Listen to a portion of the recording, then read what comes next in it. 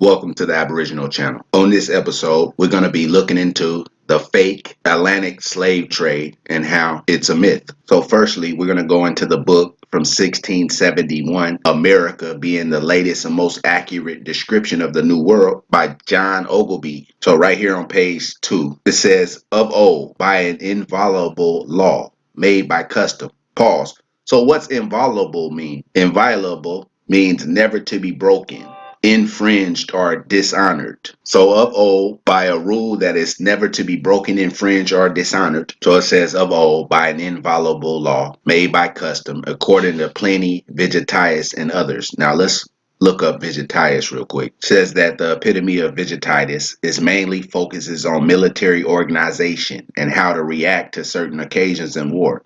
Vegetius explains how one should fortify and organize a camp, how to train troops, how to handle undisciplined troops, how to handle a battle engagement, how to march, formation gauge, and many other useful methods of promoting organization and valor in the legion. Vegetius is the only ancient manual of Roman military institutions to have survived. So, made by custom, according to Pliny and Vegetius and others, the sea was locked up from the 11th of October to the 10th of March. That's 6 complete entire months that the Atlantic Ocean was locked up. So there could only be 6 months out of a year that ships could travel on it. But then it goes on to say, no ships daring to venture forth, dreading short nights and foul weather, neither in summer did they so much as once offer, unless driven by storms, to attempt the offing or lose sight of land. So the inviolable law made by custom was that they never lose sight of land when traveling on the ocean, which takes me over here to this letter from Christopher Columbus when he says that I had in the meantime been informed by some Indians whom I found there that the country was in fact an island. I proceeded towards the east, always keeping along the shores. So the rule that the Europeans had when traveling on the ocean was that they never lost sight of land, or in other words, always kept along the shores. Now we have to look at the map of the Atlantic Ocean. In this map, we can see that Europe is right here, Africa, and then the Western Hemisphere right here. Now, they didn't go across this Atlantic Ocean like so many of these books and history books and stuff want to tell us. They didn't cross the Atlantic Ocean because even to this very era, 6 months out of the year is the hurricane season on the Atlantic Ocean. So even to this day, a lot of traveling during that hurricane season is not permitted. But the route that Europeans always took to leave Europe right here, Portugal was right here. The Portuguese and all these people, when they left, they went up here. If you follow the cursor, this little island thing is Iceland. And then this big thing right here is Greenland.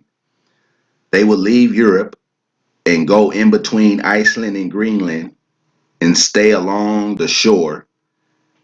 And that's how they ended up right here in New England, in New York, in Virginia first. A good example of this can be seen in the story of the Titanic. Online, it says the Titanic was a British passenger liner operated by the White Star Line that sank in the northern Atlantic Ocean in the early morning hours of April 15, 1912. So they were traveling in the North Atlantic Ocean, which is up here in the ice where there's major icebergs in the water that keeps the ocean still. So it's very calm on the ocean up here with all the ice in the water. Down here, it's not the case. But this is the route that they always would take. Now, when you go back over to the book America, it has a map in it. And if you look at it closely, you can see right off the bat that North America and South America were very populated. Because if you look right over here on the west coast of Africa, right here, where these words are spaced out and not as closely written or put together as these ones over here on the Western Hemisphere, indicating that it was more populated over here in the Western Hemisphere than it was over here in Africa. But this was in 1671. So let's go up here.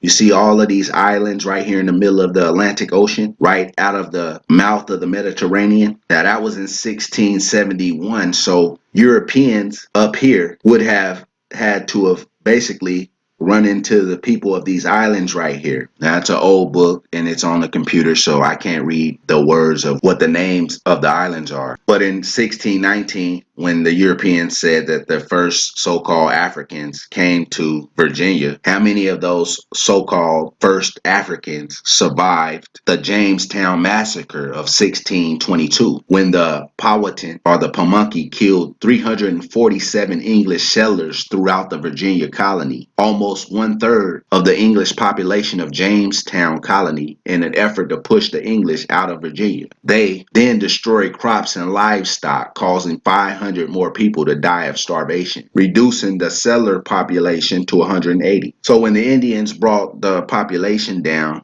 from 847 to 180 at the Virginia colony, where 3 years prior there supposedly the first African slaves had arrived. How many of those African slaves survived the Jamestown massacre in 1622? So basically, there's no way that Europeans were leaving Europe right here and crossing the Atlantic Ocean. The mouth of the Mediterranean, which they said lets out into the island of Atlantis. And if you look this whole area, the southern part of the Mediterranean Sea, all the way into the mouth of the Mediterranean Sea and the Atlantic Ocean, was all controlled by the Phoenicians. So, which would make you doubt that Europeans were going down into Africa, getting people, and then going across the Atlantic Ocean when it was an inviolable rule that they never lost sight of land while traveling on the ocean. If we go back over here and look at the Titanic situation, we'll see that over 2,000 people had left Britain to come to New York City in 1912, which indicates a time period of which European immigration was at its highest. And then the route the boat took implies that route that every boat took leaving Europe coming to the Western Hemisphere, which is the safest route,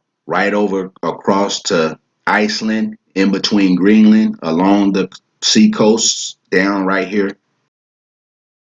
through the history books, which has all been a lie. So therefore, if it's a lie, then what's the truth?